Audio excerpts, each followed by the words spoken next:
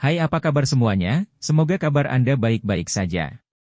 Terima kasih karena sudah memberikan support dan juga kesetiaan Anda untuk membangun channel Codot Film. Yuk kita lanjutkan alur ceritanya, sambil siapin kopi dan cemilan, setting suara volume full. Gasken. Teknik berharga. Seluruh tubuh makhluk seperti Swanee, yang kengerian dan ketakutannya akan mengguncang bahkan langit, dapat dianggap sebagai harta karun berupa kekayaan dan sumber daya berharga bahkan setelah kematiannya. Di hadapan tambang emas seperti itu, siapa yang tidak tergoda untuk merebut sumber daya yang berharga untuk diri mereka sendiri? Harta karun seperti itu benar-benar membuat mata seseorang bersinar dengan keserakahan. Saya benar-benar ingin menyerang dan merebut darah asli dan simbol berharga primordialnya dalam satu gerakan. Sekelompok pemuda remaja sangat antusias untuk ikut serta dalam aksi tersebut. Bahkan jika Swanee itu secara bertahap bertambah tua, itu masih bukan sesuatu yang mampu kita tangani. Jangan bertindak gegabah dan menunggu dengan sabar.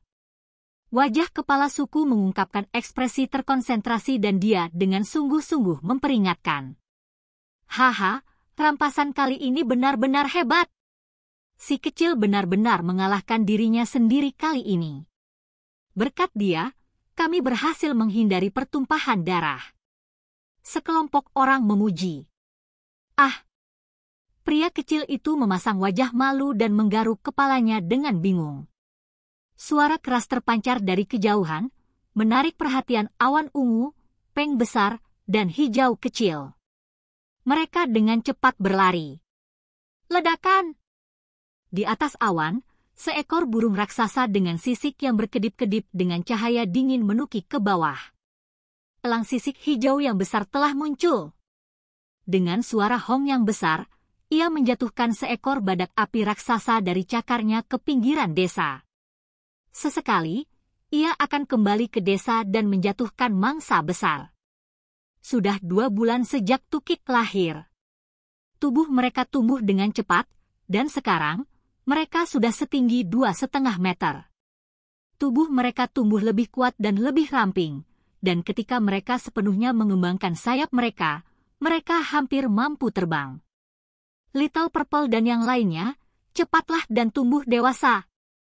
Ketika kalian tumbuh dewasa, bawa aku bersamamu sehingga kita bisa melihat seperti apa jauh di dalam pegunungan. Pria kecil itu membelai leher mereka, dan mata mereka memancarkan secercah harapan untuk menjadi apa mereka suatu hari nanti. Setelah itu, dia mulai memeriksa simbol berharga leluhur dari 3 burung di depannya lagi dengan harapan dapat memahami kekuatan unik dan misterius spesies mereka. Weng! Suara gemetar ringan terdengar di udara. Bulan perak muncul di tengah telapak tangannya. Itu lembut dan suci, dan kemegahan yang jelas tersebar darinya. Kemudian, bulan perak muncul di belakang kepalanya, memberikan penampilan yang agak mistis pada si kecil. Selama konfrontasi terakhir dengan Bei Feng, dia hanya membentuk sebagian dari simbol berharga di telapak tangannya dan tidak menggunakan bulan perak lengkap. Kalau tidak, kekuatannya akan lebih hebat. Bulan perak berputar dan berputar di sekelilingnya. Cahaya putih murni berserakan di sekelilingnya, membuat si kecil tampak sangat suci. Iya, aku tahu lebih banyak sekarang. Di bulan, ada seekor burung besar yang tinggal di dalam istana. Mungkinkah itu leluhur Purple Cloud, Big Peng, dan Little Green, burung iblis kuno itu? Shi Hao bergumam pada dirinya sendiri. Di bulan perak itu bersandar sebuah pohon, serta sebuah istana dengan pola misterius dan kompleks. Saat ini, si kecil telah membuat beberapa kemajuan saat mempelajari teks rahasia tulang dan mampu memahami lebih banyak tentang polanya. Dia melepaskan bulan perak, dan piringan bulan berharga yang lengkap diacungkan dalam cahaya yang terang dan bersinar. Jeritan burung terdengar dari dalam istana, dan pohon itu mulai bergoyang dan menyebarkan kemegahannya yang jernih. Bulan perak tidak terlihat seperti dibangun dari simbol dan tampak terlalu nyata. Seolah-olah bulan di langit jatuh, itu benar-benar hidup. Kiang. Suara logam terdengar, Terdengar seperti artefak berharga kuno yang disegel yang telah mengumpulkan debu muncul kembali ke dunia. Suara Kengki yang terdengar. Cahaya murni dan suci tersebar. Bulan perak mengitari batu selebar 5 atau 6 meter.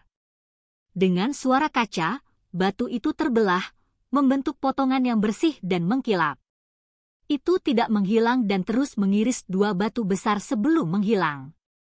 Ya, terakhir kali itu hanya berhasil membelah 1 batu. Sekarang bisa memotong 3, betapa kuatnya? Si kecil membuka mulutnya dengan takjub. Bulan perak ini tampaknya sedikit lebih terkonsentrasi daripada di masa lalu. Simbol-simbol di dalamnya berkedip-kedip, dan istana serta pohon kuno itu bisa dilihat lagi. Mereka hidup dan hidup. Kekuatan serangan ini telah meningkat dalam jumlah besar. Si kecil itu sangat kuat.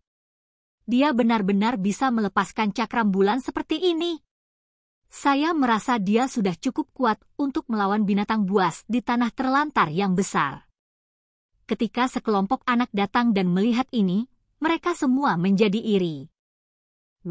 Bisa dibayangkan betapa kuatnya burung iblis kuno itu. Jika melewati jejak lengkapnya, ini pasti akan menjadi jenis keterampilan surgawi. Namun, sangat jarang melihat seseorang mencapai level ini, kata kepala desa. Jenis serangan kuat ini dapat dianggap sebagai teknik yang berharga, teknik yang biasanya akan disimpan sebagai rahasia yang berharga. Setelah sekian lama, klan saya akhirnya dapat dianggap memiliki teknik yang berharga. Beberapa penatua mulai merasa sedikit emosional. Jenis teknik berharga ini biasanya hanya ada di tangan klan yang kuat. Jika bukan karena fakta bahwa si kecil mengangkat elang sisik hijau ini dan dengan hati-hati meneliti mereka dari jarak dekat, mustahil baginya untuk mendapatkannya. Kami masih belum tahu seperti apa situasi saat ini dengan Suwanni. Jika itu benar-benar sekarat karena usia tua dan kita berhasil mendapatkan sisa-sisanya, maka itu berarti kita bisa mendapatkan teknik berharga lainnya. Semakin kuat spesies keturunan kuno, semakin ia akan melindungi rahasianya, terutama jejak simbol primordial pada tulangnya. Itu mungkin menghancurkan mereka sebelum kematiannya. Xi Yunfeng berkata sambil menghela nafas. Inilah salah satu alasan utama mengapa simbol berharga sangat langka. Itu karena jumlah mereka terlalu sedikit. Mereka mewakili warisan kuat ras, serta kemungkinan untuk memasukkan teknik yang berharga.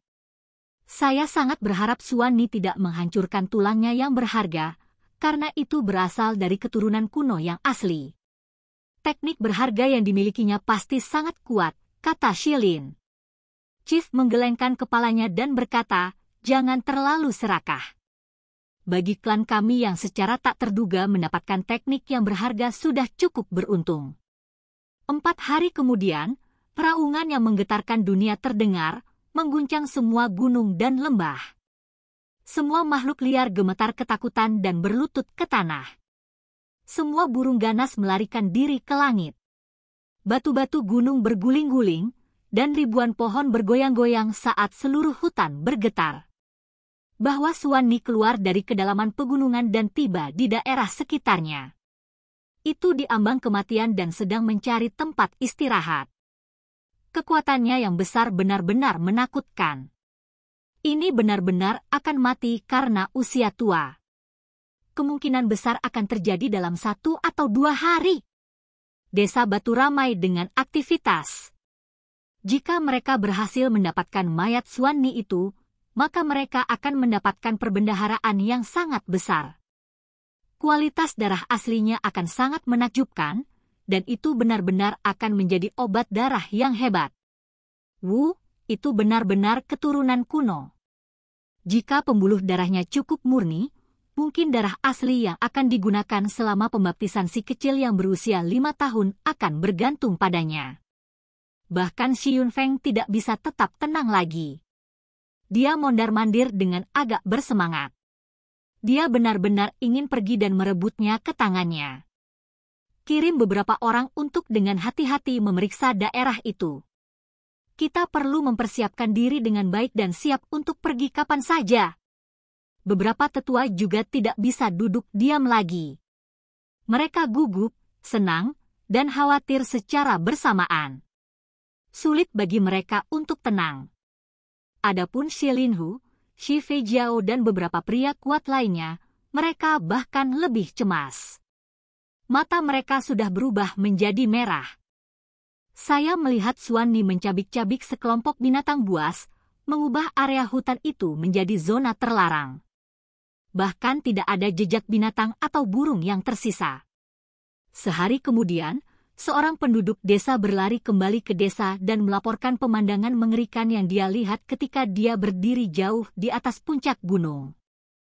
Kepala Shi Yunfeng tiba-tiba membalikkan tubuhnya dan berkata, "Ayo pergi, kita harus mulai bergerak. Namun, kita harus mempersiapkan waktu ini dengan hati-hati, karena kemungkinan besar kita bukan satu-satunya. Akan ada makhluk lain dan penduduk desa yang memperebutkannya." "Kepala kakek, aku juga pergi," si kecil memohon.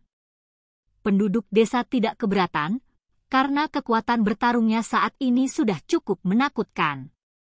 Meskipun dia masih sangat muda, dia sudah bisa memahami teknik yang berharga. Ketika momen kunci tiba, dia bisa menunjukkan kekuatan surgawinya. Jiu-jiu. Big Peng, Little Green, dan Purple Cloud berkumpul di depannya dan menggosokkan kepala mereka ke lengannya. Mereka menunjukkan keintiman mereka dan ingin ikut juga.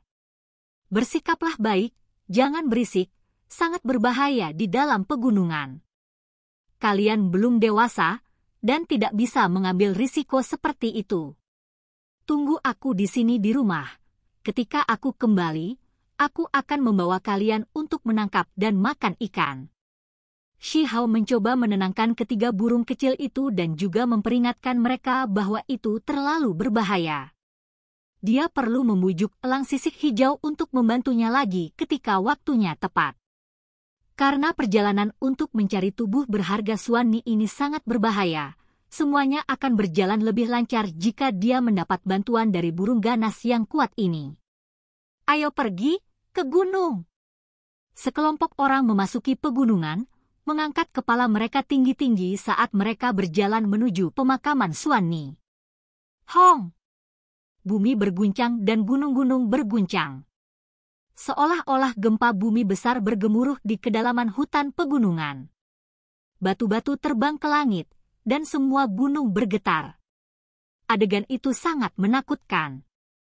Ketua, Xuan Ni berada di akhir masa pakainya. Sebelum kematiannya, ia memasuki sebuah gua dan menyebabkan tempat itu runtuh. Salah satu penduduk desa berlari dari depan dan melaporkan situasi dengan suara keras. "Pergi! Kita harus cepat dan maju!" Shi Yunfeng berteriak. Oke guys, jangan lupa like, comment, share, and subscribe di channel Codot Film. See you next video. Peace out and bye-bye.